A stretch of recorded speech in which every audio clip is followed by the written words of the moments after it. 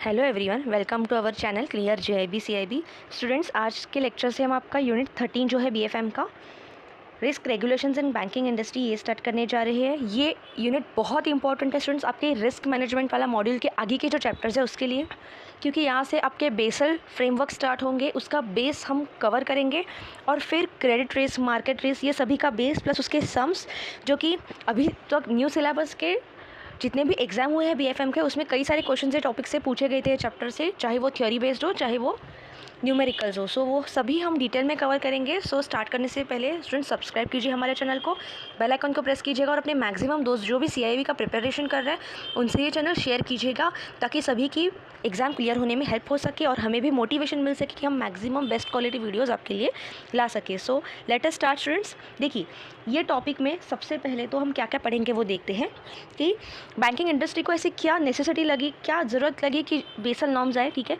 फिर basal 1 amendment, basal 2, basal 3 देखेंगे। फिर कैपिटल चार्ज क्रेडिट रिस्क पे क्या होता है, मार्केट रिस्क पे क्या होता है, ऑपरेशनल रिस्क पे कैपिटल चार्ज क्या होता है वो देखेंगे। फिर बेसल के जो पिलर्स है ना वो देखेंगे, ठीक है। Pillar 1, pillar 2, pillar 3, capital conservation buffer क्या होता है, काउंटर साइक्लिक कैपिटल बफर, ये सभी चीज़ें हम डिटेल में वर्ड टू वर्ड बुक से कवर करेंगे स्टूडेंट्स। जो ये नया सिलेबस वाला टेक्स्ट बुक है और रीसेंट टेक्स्ट बुक से, न्यू सिलेबस से कई सारे घुमा के क्वेश्चन पूछे गए थे एग्जाम में। जिन्होंने भी एग्ज़ाम दिया था उनको पता है बीएफएम के, इसलिए कई सारे बच्चों का कुछ मार्क्स से ये एग्ज़ाम रह गया था। तो इस टाइम हमारी कोशिश यही रहेगी कि किसी का भी ये सब्जेक्ट पीछे ना छूटे, ठीक है, सभी लोग इसमें पास हो सके। So let us start.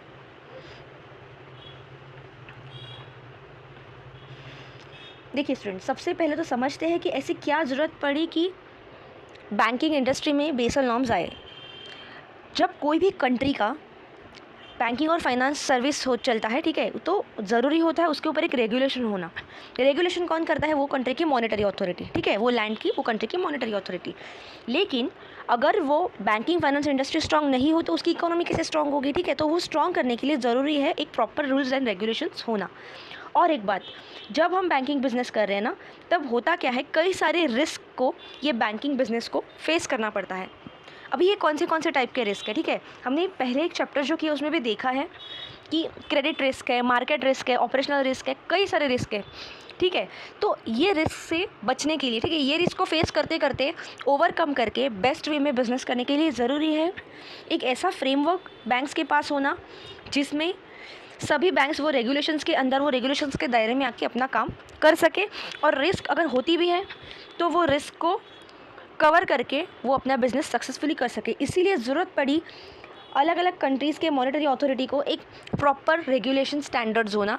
इसीलिए ये जो बेसल फ्रेमवर्क है वो आया, ठीक है, उसका इन्वेंशन हुआ और वो अलग अलग कंट्रीज़ के गवर्नर्स ने, सेंट्रल बैंक्स ने मिलके बनाया, ठीक है।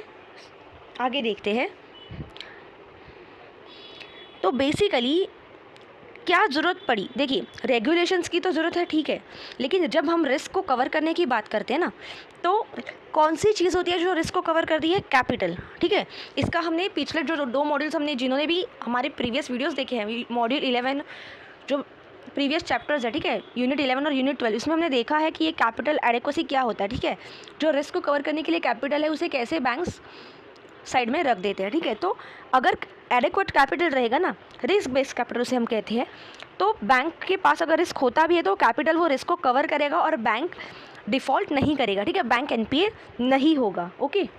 तो इसीलिए ये सभी चीज़ों को नज़र के सामने रखते हुए रेगुलेटरी अथॉरिटीज़ ने एक ऐसा कॉन्सेप्ट बनाया कि बैंक्स अपना खुद का कितना कैपिटल मेंटेन कर सके और रिस्क के बेसिस पे वो कैपिटल मेंटेन कर सके। ये सभी चीज़ों का एक रेगुलेशन बनाया गया, ठीक है। और ये रेगुलेशन बनना बहुत ज़रूरी था, क्योंकि जब ये रेगुलेशन अलग अलग बैंक्स के पास अपने अपने रिस्क के हिसाब से वो कैपिटल मेंटेन करेंगे ना, तभी तो उनका बिज़नेस अच्छे से ग्रो करेगा। सेकेंड चीज़ क्या थी कि जो कंपटीशन चल रहा था, अलग अलग प्लेयर्स मार्केट में है, ठीक है, तो उनके साथ भी उनको कॉम्पीट करना है।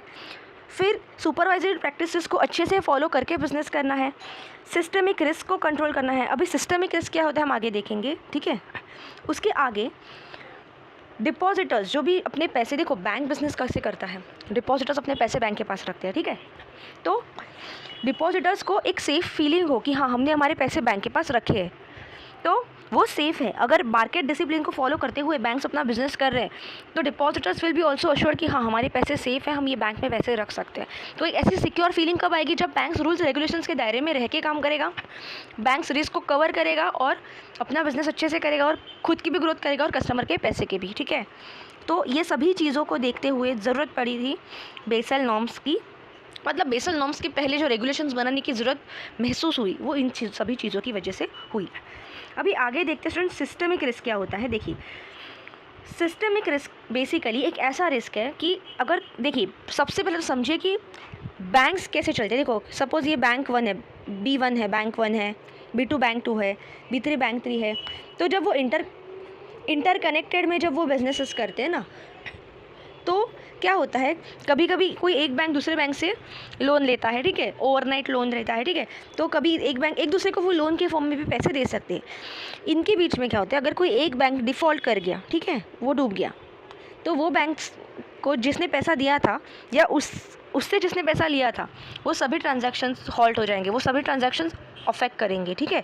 तो मतलब जो इंडिविजुअल बैंक अगर कोई भी फेल होता है और वो बैंक ने किसी और बैंक्स के साथ ट्रांजैक्शंस किए हैं, उसके इंटर रिलेशंस है, इंटर रिलेशन मतलब फाइनेंशियल उसके रिलेशंस है और बैंक्स के साथ, तो और अगर वो बैंक डूब जाता है तो पूरा का पूरा बैंकिंग सिस्टम फेल होने की रिस्क होती है। उसी को हम कहेंगे सिस्टमिक रिस्क, ठीक है। आई होप आपको ये कॉन्सेप्ट समझा स्टूडेंट्स, सिस्टमिक रिस्क होता क्या है, ठीक है। तो ये रिस्क से बचने के लिए भी ज़रूरत पड़ी एक हाई रेगुलेशन स्टैंडर्ड्स की। अभी आगे देखते हैं कि रिस्क बेस्ड रेगुलेशन चेंज होते हुए वर्ल्ड एनवायरनमेंट में कैसे हम धीरे धीरे इवॉल्व उन्होंने किया, ठीक है। देखिए हम जो इंपॉर्टेंट टॉपिक है ना स्टूडेंट्स वही कवर करेंगे जहाँ से एग्जाम में क्वेश्चंस पूछे गए हैं या पूछे जाने के चांसेस है, ठीक है। देखिए तो एक ऐसा रेगुलेटरी फ्रेमवर्क होना चाहिए क्रॉस कंट्री बेसिस पे। देखिए क्रॉस कंट्री बेसिस मतलब ऐसा ज़रूरी नहीं है ना कि बैंक्स एक कंट्री के अंदर ही ट्रांजैक्शन करें, नहीं, अलग अलग कंट्रीज़ के बीच में, ठीक है। सपोज इंडिया के ट्रांजैक्शन अमेरिका के बैंक के साथ भी ये इंटर बैंक ट्रांजैक्शन भी होता है, ठीक है। तो क्रॉस कंट्री बेसिस वाले भी ट्रांजैक्शंस हैं।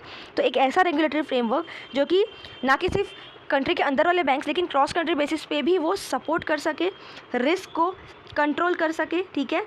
और ये सभी चीज़ें करते करते एक competitive level playing field create कर सके जहाँ के फेयर कॉम्पिटिशन वहाँ पे रेडी है, ठीक है। मतलब एक फेयर कॉम्पिटिशन के एनवायरनमेंट में बैंक्स एक दूसरे के साथ ट्रांजैक्शन करते करते रिस्क से कवर करते करते वो आगे अपना बिजनेस कर सके। तो ये सभी चीज़ों की नेसेसिटी देखते हुए इवॉल्व हुए basal committee on banking supervision, ठीक है।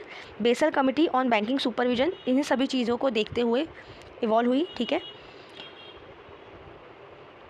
तो बेसिकली बेसल कमेटी को फॉर्म किसने किया देखते, देखिए जो बैंक फॉर इंटरनेशनल सेटलमेंट्स है BIS, जो कि 1930 में वर्ल्ड वॉर 1 के बाद स्टार्ट हुई थी।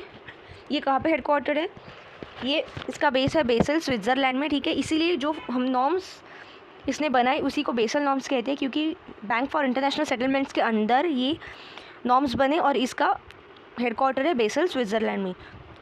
और इसके रिप्रेजेंटेटिव ऑफिसेस हांगकांग और मेक्सिको सिटी में भी है बैंक फॉर इंटरनेशनल सेटलमेंट के, ठीक है। तो basically bank for international settlements की रिस्पॉन्सिबिलिटी क्या है, अलग अलग पॉलिसीज़ बनाना, ठीक है, फिर सुपरवाइज़ करना, फिर कुछ टास्क्स डिज़ाइन करना बैंक्स के लिए, ठीक है, ताकि जो इंटर बैंक सेटलमेंट्स हो वो स्मूथली चले, ठीक है, उसमें कोई भी प्रॉब्लम ना हो, ठीक है। और इसकी जो कमेटी है, इंपॉर्टेंट पॉइंट्स देखते हैं। इसकी जो कमेटी है बैंक फॉर इंटरनेशनल सेटलमेंट्स की, ये कम से कम 6 टाइम्स ईयर मिलती है, it means at least 6 times year. और उसके 4 एडवाइजरी कमेटीज़ है, 4 एडवाइजरी कमेटीज़ है बैंक फॉर इंटरनेशनल सेटलमेंट्स के। पहली एडमिनिस्ट्रेटिव, दूसरी ऑडिट, तीसरी बैंकिंग एंड रिस्क मैनेजमेंट और चौथी है नॉमिनेशन, ठीक है, जो कि bank for international settlements BIS की बोर्ड को असिस्ट करती है उसके काम करने में, ठीक है। तो ये पैराग्राफ से कौन से इंपॉर्टेंट पॉइंट्स है जो कि एग्जाम में पूछे जा सकते हैं स्टूडेंट्स। देखिए सबसे पहले तो बैंक फॉर इंटरनेशनल सेटलमेंट्स कब हुई थी, 1930 में स्टार्ट हुई थी। उसका हेडक्वार्टर है बेसल स्विट्ज़रलैंड में, उसके और 2 रिप्रेजेंटेटिव ऑफिसेस है हांगकांग और मेक्सिको सिटी में, ठीक है। फिर उसके बाद में इसकी कमेटी जो है बोर्ड फॉर इंटरनेशनल सेटलमेंट्स की, वो कम से कम 6 टाइम्स ईयर मिलते हैं, ठीक है। और टोटल 4 एडवाइजरी कमेटीज़ है, administrative, audit, banking and risk management, nomination, ठीक है, जो कि बोर्ड को असिस्ट करती हैं। तो जो बेसल कमेटी है उसका इनिशियली नेम क्या था, बेसल कमेटी का इनिशियल नेम था committee on banking regulations and supervisory practices, ठीक है, जिसको एस्टैब्लिश किया था 10 ग्रुप ऑफ 10 जो G10 कंट्रीज़ है उसके सेंट्रल बैंक के गवर्नर्स ने। कब? 1974 के एंड में, ठीक है। तो G10 कंट्रीज़ जो है स्टूडेंट्स, जो G10 कंट्रीज़ है उसके सेंट्रल बैंक के गवर्नर्स ने मिलके 1974 के एंड में आते आते ये जो बेसल कमेटी है ना उसे फॉर्म किया, और उसका स्टार्टिंग में नाम क्या था? Committee on banking regulation and supervisory practices, ठीक है। और क्या इंपॉर्टेंट चीज़ यहाँ पे देखने को मिलती है, देखिए ये कमेटी कब फॉर्म हुई, कब इसकी ज़रूरत पड़ी? एक्चुअली जब फेलियर हुआ था बैंकहॉस हर्स्टेड इन वेस्ट जर्मनी, ठीक है, the failure of Bankhaus Herstatt in West Germany, उसके बाद में इसकी ज़रूरत पड़ी, ठीक है। और वेस्ट जर्मनी में इसका हेडक्वार्टर है। अभी देखते हैं कि क्यों ये BCBS basal committee on banking supervision form हुई। जब 1974 में नंबर ऑफ बैंक्स ने डसमार्क्स टू बैंकहॉस्टेड को रिलीज़ किए थे इन फ्रैंकफर्ट। मतलब क्या है कि अलग अलग बैंक्स ने, ये जो डसमार्क्स है प्रोनाउंसिएशन के लिए देखिए स्टूडेंट, थोड़ा प्रोनाउंसिएशन ऊपर नीचे हो सकता है, ये वेस्ट जर्मनी की अर्लियर में करेंसी थी, ठीक है। तो जब इसको ये करेंसी रिलीज़ की थी, ठीक है, बैंकहॉस्टेड को, ठीक है, इन फ्रैंकफर्ट में जर्मनी में, तो डॉलर के एक्सचेंज में बेसिकली इनको ये रिलीज़ किए थे पेमेंट। और जब पेमेंट रिटर्न देने का टाइम आया तो टाइम जोन के डिफरेंस की वजह से, ठीक है, लैग इन डॉलर पेमेंट्स, जो डॉलर पेमेंट्स थे उसमें लैग हुआ। और इसका नतीजा क्या हुआ? इसका नतीजा ये हुआ स्टूडेंट्स कि जर्मन रेगुलेटर्स ने बैंकहॉस्टेड को लिक्विडेट कर दिया, ठीक है, before dollar payments could be affected. तो जो डॉलर में रीपेमेंट होना था वो इफेक्ट होने से पहले ही जर्मन रेगुलेटर्स ने उसे लिक्विडेट कर दिया। तो ये एक तरीके का रिस्क हुआ, ठीक है, टाइम जोन के डिफरेंसेस की वजह से, ठीक है, जो करेंसी फ्लक्चुएट होती है। तो इसी को कहते हैं, ये रिस्क ऑफ सेटलमेंट जो अराइज होती है ना, इसी को कहते हैं हॉस्टेड रिस्क, ठीक है। आई होप आपको ये समझा कॉन्सेप्ट स्टूडेंट्स। तो बेसिकली अभी देखते हैं कि बेसल कमेटी कैसे, किसने फॉर्म की। बेसिकली ये जो हॉस्टेड का इंसिडेंट हुआ उसके बाद में G10 कंट्रीज़ जो है उसके गवर्नर्स ने मिलके, सेंट्रल बैंक के गवर्नर्स ने मिलके under bank for international settlements के सुपरविजन के अंडर, ठीक है, एक कमेटी फॉर्म की, नॉर्म्स फॉर्म किए, उसी को कहते हैं बेसल नॉर्म्स, ठीक है। ये G10 कंट्रीज़, G10 अभी G20 कंट्रीज़ की ग्रुप है, ठीक है। और फिलहाल के लिए रीसेंट जो समिट्स हुए थे उसके रिगार्डिंग देखते हैं। 5th G20 समिट हुआ था सियोल में नवंबर 2021 में, जहाँ पे बेसल 3 नॉर्म्स को एक्सेप्ट किया था। देखिए स्टूडेंट, जब बेसल नॉर्म्स क्रिएट हुए ना तो सभी नॉर्म्स बेसल 1 2 3 एक साथ एक्सेप्ट नहीं हुए थे, एक एक करके धीरे धीरे नेक्स्ट वाला बेसल नॉर्म आया था और फिर अमेंडमेंट कर करके उसे फाइनलाइज किया गया और फिर बेसल 3 नॉर्म्स हुए, ठीक है, बेसल 1 2 एंड 3। तो बेसल 3 कब एक्सेप्ट किया गया? 5th G20 समिट जो कि सियोल में हुआ था नवंबर 2021 में, ठीक है। उसके बाद में रिसेंटली जो G20 मीटिंग हुआ, 16th मीटिंग, जो कि कहाँ हुआ था? रोम, इटली में, अक्टूबर 2021 में। और ये जो 2021 में G20 मीटिंग हुआ था, ठीक है, जो कि इटालियन प्रेसिडेंसी में हुआ था, ठीक है, रोम इटली में हुआ था, उसमें कौन से 3 पिलर ऑफ एक्शन बताए गए थे? ये क्वेश्चन पूछा गया था स्टूडेंट्स। ये जो अभी आपका CIB का एग्ज़ाम हुआ था दिसंबर वाला, उसमें ये क्वेश्चन पूछा गया था कि 2021 में जो G20 का रिसेंट समिट हुआ था जो कि इटली के प्रेसिडेंसी में हुआ था, उसमें कौन से 3 पिलर्स ऑफ एक्शन बोले गए थे, ठीक है, इंटरकनेक्टेड। तो उसका आंसर है people, planet and prosperity. Very important from exam perspective, आ चुका है रिसेंट एग्जाम में, ठीक है। तो पीपल, प्लैनेट, प्रॉस्पेरिटी, ये 3 इंटरकनेक्टेड पिलर्स ऑफ एक्शन है। तो ये कमेटी बेसिकली जो बेसल कमेटी है, ठीक है, जो कि पहले G10 कंट्रीज़ में फॉर्म की थी, ये कितने बार मिलती है साल में? 3 से 4 बार, ठीक है, 3 to 4 times in a year it meets, ठीक है। नेक्स्ट देखते हैं बेसल कमेटी के कौन से 5 ग्रुप्स हैं। यहाँ से भी क्वेश्चन आप एक्सपेक्ट कर सकते हो स्टूडेंट एग्जाम में। बेसल कमेटी के इंपॉर्टेंट 5 ग्रुप्स हैं, ठीक है। देखिए सभी जगह पे ग्रुप कॉमन है तो मैं ग्रुप बार बार नहीं पढ़ूंगी। पहला है policy development group, supervision implementation, Basel consultative group, macro prudential supervision group and accounting experts group. तो ये इंपॉर्टेंट 5 बेसल कमेटी के ग्रुप्स है, ठीक है। आप इतना ही ध्यान रखो, पॉलिसी डेवलपमेंट करना, सुपरविजन करना, बेसल कंसल्टेशन करना, ठीक है, प्रूडेंशियल सर्विसेज सुपरविजन देना और अकाउंटिंग एक्सपर्ट्स का ग्रुप, ठीक है। और ये ग्रुप को डायरेक्टली सुपरवाइज कौन करता है? ये ग्रुप्स किससे रिपोर्ट करते हैं? ये 5 के 5 ग्रुप रिपोर्ट करते हैं basal committee on banking supervision के चेयरमैन को, ठीक है। इसके चेयरमैन को ये डायरेक्टली रिपोर्ट करते हैं for their work, okay. Next देखते हैं, तो अभी स्टूडेंट्स देखते हैं धीरे धीरे कि कैसे ये बेसल स्टैंडर्ड्स इवॉल्व हुए, कैसे ये कमेटी ने अपने धीरे धीरे डेवलपमेंट करते करते स्टैंडर्ड्स बनाए। सबसे पहली स्टेप हुई, एक पेपर इशू हुआ 1975 में। देखो 1974 में जो हस्टेट रिस्क हुआ था ना, बैंक हस्टेट के बाद में, उसके तभी एक पेपर रिलीज़ हुआ जिसको कॉनकॉर्ड नाम से पहचाना गया, ठीक है। और ये कॉनकॉर्ड जब रिलीज़ हुआ उसके बाद में इसे फिर से रिवाइज करके री इशू भी किया 1983 में। तो रिलीज़ कब हुआ 1975 में, री इशू कब किया 1983 में। उसमें कुछ प्रिंसिपल्स बताए गए थे for supervising banks, okay, banks के सुपरविजन के लिए कुछ प्रिंसिपल्स बताए गए थे।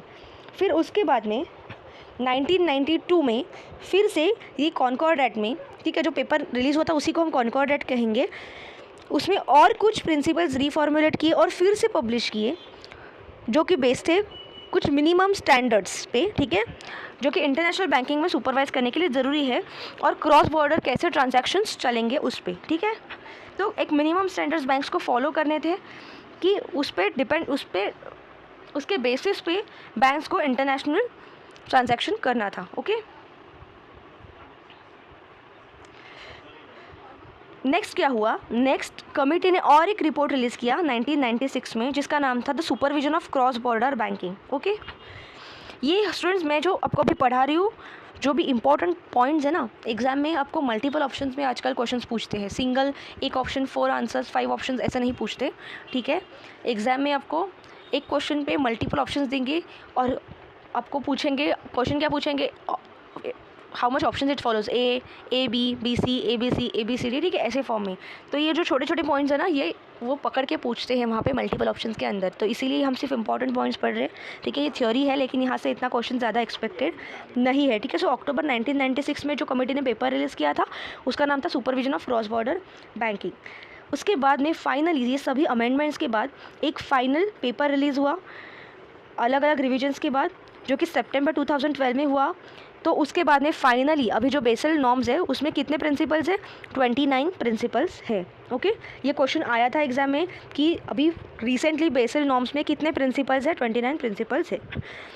नेक्स्ट देखते हैं कि ये जो सभी बेसल नॉर्म्स जिसका बेस क्रिएट हुआ उसके बाद में क्या आया स्टूडेंट्स, कोविड-19 आया। तो ऑब्वियसली जो बैंक्स है सभी ने इसके अंदर बहुत सफ़र किया, तो बैंक्स ने भी ऑब्वियसली सफ़र किया, ठीक है। फाइनेंशियल क्रंच सभी को पड़ा, तो उसके बाद में ज़रूरी था कि ये बैंक्स के जो नॉर्म्स है ना, ये बेसल नॉर्म्स है, इसको थोड़ा सा लीनियंट करना, थोड़ा सा कुछ उनको डिस्काउंट देना for following the strict norms, ठीक है, रेगुलेटरी रिक्वायरमेंट्स। तो इसीलिए जो FSB है, फाइनेंशियल स्टेबिलिटी बोर्ड, उसने ऐसे 5 प्रिंसिपल्स लाए ताकि कोविड-19 के पैंडेमिक में बैंक्स सर्वाइव कर सके, वो सफ़र ना करें, ठीक है। तो देखते हैं वो 5 प्रिंसिपल्स क्या है, इंपॉर्टेंट है एग्जाम पर्सपेक्टिव से। पहला प्रिंसिपल है students lending and credit support, दूसरा प्रिंसिपल है फंडिंग एंड लिक्विडिटी सपोर्ट, तीसरा है मार्केट फंक्शनिंग, चौथा है operational and business continuity of financial institutions, और पांचवा है अथॉरिटी बिजनेस कंटिन्यूटी मेजर्स, ठीक है। तो ये सभी चीज़ों पे बैंक्स को थोड़ा सा डिस्काउंट दे दिया गया कि आप थोड़ा, जब तक कोविड का टाइम चल रहा है, निकल रहा है, उसके बीच में थोड़ा सा आप लीनियंट ये नॉर्म्स कर सकते हो, ओके।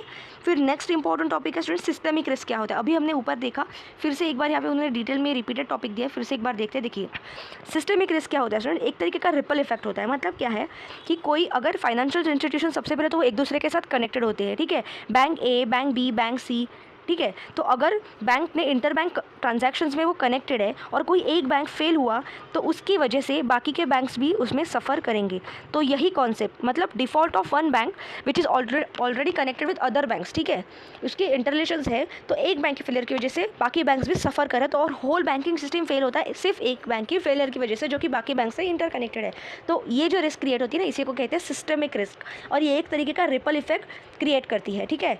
और एक बात आती है इस सिस्टमिक रिस्क के अंडर स्टूडेंट्स की, जब मार्केट्स विदाउट रेगुलेटर ऑपरेट करे, ठीक है, कि गवर्नमेंट मार्केट जो है उसमें गवर्नमेंट का या कोई भी रेगुलेटरी अथॉरिटी का कोई भी इंटरवेंशन उसका बीच में कंट्रोल नहीं है, उसके ऊपर रेगुलेटरी एक स्ट्रॉन्ग होल्ड नहीं है, तो होता क्या है, बैंक्स क्या करते हैं, अगर देखिए बैंक्स को, हर एक बैंक को ना कुछ कैपिटल रखना पड़ता है, ठीक है, कुछ अमाउंट रखनी पड़ती है ताकि प्रॉब्लम के वक्त में, रिस्क के वक्त में, ठीक है, डिफ़ॉल्ट के टाइम पे वो कैपिटल उसको सर्वाइव कर सके और रिस्क के वो आराम से सर्वाइव कर सके, सक्सेसफुली बिजनेस कर सके। लेकिन अगर कोई रेगुलेटरी रिक्वायरमेंट ही नहीं है, ठीक है, अगर जैसे कि RBI अपना रेगुलेटर है, RBI ने इंडिया के बैंक्स को बोला ही नहीं कि आपको कम से कम इतना आपके टोटल एसेट का, टोटल आपके अमाउंट का मेंटेन करना है, साइड में रखना है एज अ रिस्क कैपिटल, तो बैंक्स क्या करेंगे, मैक्सिमम पैसा यूज़ करेंगे लोन्स देने में, ठीक है, बिजनेस में लगाएंगे और कैपिटल कम से कम होल्ड करेंगे। तो जब अगर प्रॉब्लम होता है ना, तो बैंक्स क्या करेंगे, फिर सफ़र करेंगे, ठीक है,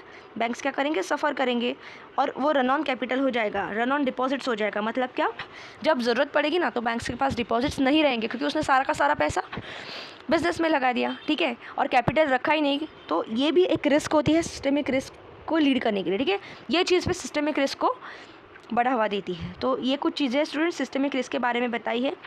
अभी देखते हैं बेसल वन स्टैंडर्ड्स कब कैसे आए, ये सभी इंपॉर्टेंट चीज़ें इसके रिगार्डिंग भी एग्जाम से इंपॉर्टेंट है, वही हम देखेंगे।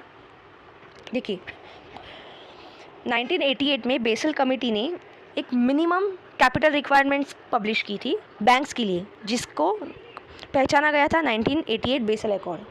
सबसे पहले 1988 में बेसल कमेटी ने क्या किया, मिनिमम कैपिटल रिक्वायरमेंट्स बैंक्स के लिए पब्लिश किए, जिसे हम कहेंगे बेसल अकॉर्ड, ठीक है, 1988 बेसल अकॉर्ड। इसे किसने लाया था, G10 कंट्रीज़ ने लाया था 1992 में, ठीक है। इसे इन्फोर्स किया गया था, देखिए 1988 में आया, लेकिन इफेक्ट कब से था, इफेक्टिव 1992 से, लेकिन जापानीज़ बैंक को थोड़ा सा एक्सटेंशन दे दिया था। तो एग्जाम में आपको शायद ट्विस्ट करके भी पूछ सकते कि ऐसा कौन से कंट्री के बैंक्स है जिसको थोड़ा सा एक्सटेंशन मिला था, जापान के बैंक्स को, ठीक है। फिर नेक्स्ट क्या हुआ था, ये अकॉर्ड के अंदर बेसिकली बोला गया था कि जो क्रेडिट एक्सपोजर्स बैंक करते हैं उसमें उसको कुछ तो मिनिमम कैपिटल अपने पास रखना है। मतलब अगर बैंक्स कुछ, सपोज बैंक्स लोन दे रहे हैं तो उसका कुछ हिस्सा, कुछ सपोज 100 करोड़ का लोन दे रहे हैं तो सपोज उसका कुछ हिस्सा मतलब 20 करोड़ उसको साइड में रखना है as a risk capital, minimum capital requirement उसके पास होना चाहिए, ठीक है, ठीक है। उसके बाद में 1988 अकॉर्ड में एक और चीज़ आई थी जिसे हम कहेंगे capital to risk weighted assets, ठीक है, minimum ratio of capital to risk weighted assets. मतलब आपकी रिस्क असेट्स में रिस्क कितनी है उसके हिसाब से आपको मिनिमम कैपिटल का मेंटेन करना है, ठीक है। मतलब जैसे कि अभी हमने बताया कि बैंक अगर कुछ हिस्सा अपने एसेट का दे रही है, एसेट मतलब वो लोन के हिसाब से दे रही है, तो वो रिस्क, उसका कितना रिस्क है उसके बेसिस पे बैंक को कैपिटल मेंटेन करना है। और इसका परसेंटेज कितना बोला गया था, 8%। 1992 में जब बेसल अकॉर्ड को इम्प्लीमेंट किया करने की टाइम आई तो उस टाइम पे बोला गया बेसल वन अकॉर्ड में कि एटलीस्ट आपका capital to risk weighted asset ratio कितना होना चाहिए, 8%। लेकिन इंडिया के बैंक्स ने क्या बोला, इंडिया की अपनी जो मॉनेटरी अथॉरिटी है जिसका नाम है RBI, ठीक है, इंडिया के अपने रेगुलेटर ने क्या बोला कि इंडिया के बैंक्स को 9% मेंटेन करना है। बेसल वन ने क्या बोला, 8%, इंडिया के RBI ने क्या बोला, 9%, लेकिन इसमें कैपिटल कंजर्वेशन बफर का अमाउंट नहीं है, ओके।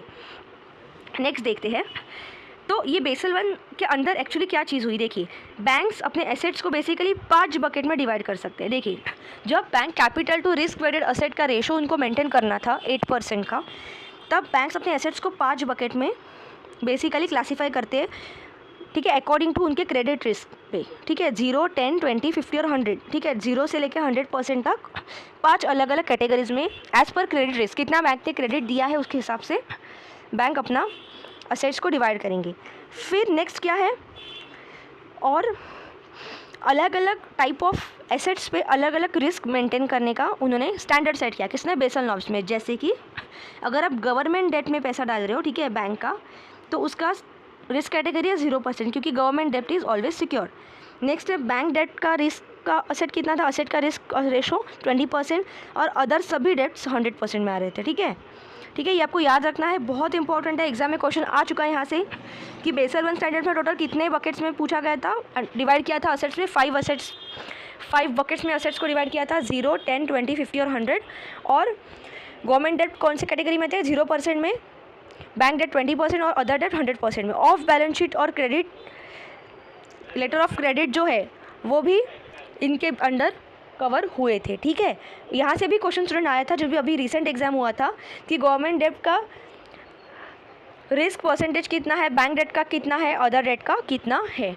नेक्स्ट देखते हैं स्टूडेंट्स कि बेसल के अकॉर्ड ने क्या डेफिनेशन दिया था कैपिटल का, ठीक है। हमने अभी तक देखा कि बेसल वन स्टैंडर्ड्स में कैपिटल कितना एडिक्वेट मेंटेन करना है उसका रेशो बताया गया था, तो उसमें बेसिकली टियर 1 और टियर 2 कैपिटल के फॉर्म में आपको मेंटेन करना है, ठीक है, टियर 1 और टियर 2 कैपिटल। तो उसके अंदर कौन सी चीज़ें आती है वो देखते हैं। देखिए टियर 1 के अंदर कोर कैपिटल आता है, जिसके अंदर इक्विटी और डिस्क्लोज रिजर्व्स आते हैं, ठीक है। और टीयर 2 कैपिटल में क्या आता है, सप्लीमेंट्री कैपिटल, जिसके अंदर undisclosed reserves, asset revaluation reserve आते हैं, general provisions and loan loss reserves आते हैं, हाइब्रिड डेट आता है, ठीक है, डेट और इक्विटी डेट कैपिटल इंस्ट्रूमेंट्स आते हैं, ठीक है। लेकिन इसमें जो असेट रिवैल्यूएशन रिजर्व है ना, जो कि बेसल 1 ने क्या बोला था, ये आता है टीयर 2 के अंदर। लेकिन इंडिया में जो असेट रिवैल्यूएशन रिजर्व्स है ना, असेट रिवैल्यूएशन रिजर्व्स, ये आते हैं टीयर 1 कैपिटल में, लेकिन बेसल के हिसाब से ये टीयर 2 में आते हैं, ठीक है। तो कौन सी चीज़ें आती है स्टूडेंट्स, ये बेसिकली प्रॉपर डेफिनेशन है बेसल 1 नॉर्म्स की उसके कैपिटल एडिक्वेसी प्रिंसिपल के अंदर कौन सी चीज़ें आती है। बेसिकली कैपिटल को टीयर 1 और टीयर 2 के फॉर्म में उन्होंने डिवाइड किया है। टीयर 1 में कौन सी चीज़ें आती है, इक्विटी और डिस्क्लोज रिजर्व्स आते हैं। टीयर 2 में क्या क्या आता है, undisclosed reserves, asset revaluation reserve, general provision and loan loss reserves, hybrid and debt capital instruments, और असेट रिवैल्यूएशन रिजर्व इंडिया में टीयर 1 का पार्ट है, ठीक है। नेक्स्ट देखते हैं 1988 में जो ये बेसल अकॉर्ड आया था ना स्टूडेंट्स, इसको सभी 12 मेंबर्स जो कि बेसल कमेटी के 12 मेंबर्स थे 1988 में, उन्होंने साइन किया था। तो एग्जाम में आपको क्वेश्चन पूछा जा सकता है कि जो BIS अकॉर्ड आया था 1988 में, उसे कितने मेंबर्स ने साइन किया था। 12 मेंबर्स बेसल कमेटी के उस टाइम पे थे, उन्होंने साइन किया था। नेक्स्ट कॉन्सेप्ट देखते हैं स्टूडेंट्स, कुक रेशो क्या होता है। देखिए, कुक रेशो मतलब अभी हमने देखा था कि बैंक्स को एक कैपिटल एडिक्वेसी प्रिंसिपल, एक कैपिटल मेंटेन करना था एज़ पर उनके रिस्क। जितना बैंक के रिस्क वेटेड असेट्स है उसके हिसाब से बैंक को अपना कैपिटल मेंटेन करना था। तो ये जो रेशो है ना, capital to risk weighted assets, ठीक है, ये जो रेशो है capital to risk weighted asset, ये रेशो को ही हम कहेंगे कुक रेशो, ठीक है। कुक रेशो CRAR, इसका शॉर्ट फॉर्म है कैपिटल टू रिस्क, CRAR का फुल फॉर्म है capital to risk weighted assets ratio, ठीक है। इसी को हम कहेंगे कुक्स रेशो, ठीक है। और ये CRAR बेसल 1 कमेटी ने क्या बोला था, कितना मेंटेन करना है सभी को, 8%। लेकिन इंडिया के बैंक्स को कितना मेंटेन करना पड़ता है, CRAR मिनिमम 9%। इसके बेसिस पे आगे स्टूडेंट्स सम्स आने वाले हैं, वो हम सभी डिटेल में देखेंगे ही कि CRAR के बेसिस पे कि ये 9% कैसे हम फॉर्म करेंगे, फिर कैसे हमें वो मेंटेन करते हुए इंडिया के बैंक्स को कैपिटल मेंटेन करना है, ठीक है। तो स्टूडेंट्स, आई होप आपको ये टॉपिक ठीक से समझा। बेसल 1 स्टैंडर्ड्स आगे आने वाले चैप्टर में हम नेक्स्ट वीडियो में हम बेसल 2 देखेंगे कि क्या ज़रूरत पड़ी बेसल 2 अकॉर्ड की, ठीक है। बेसल 2 बेसल 3 सभी सम्स देखेंगे। सो स्टूडेंट्स, अगर आपको आज का हमारा लेक्चर अच्छा लगा तो ज़रूर लाइक कीजिएगा। कुछ डाउट रहेगा तो कमेंट सेक्शन में पूछ सकते हो। अपने मैक्सिमम दोस्तों के साथ ये चैप्टर शेयर कीजिएगा स्टूडेंट्स, ताकि सभी की एग्ज़ाम क्लियर होने में हेल्प हो सके। जल्दी ही आपका एग्ज़ाम आने वाला है, ठीक है। आई थिंक आपका जुलाई में एग्ज़ाम के डेट्स लगे हैं, तो आई होप आपने अभी तक स्टडी स्टार्ट किया रहेगा, तभी एग्ज़ाम क्लियर होने में आप सफल हो सकते हो। So thank you for watching our video.